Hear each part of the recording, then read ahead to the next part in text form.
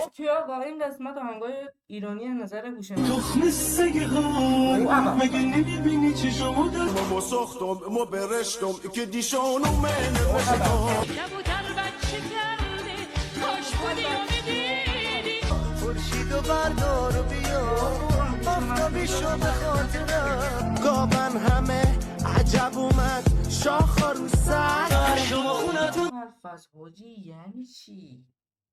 به قرآن ترسناک. مورچه داره لایه کتابات مورچه داره یه دندم منو خون قدمات روی چشما بیا به این بره بود آقا واقعا داشت بود این آهنگا. به نظر تو اگر تو هوش مصنوعی بودی آهنگهای مثلا رپرها رو چطوری درست میکردی؟ حتما تو کامنت ها بگو.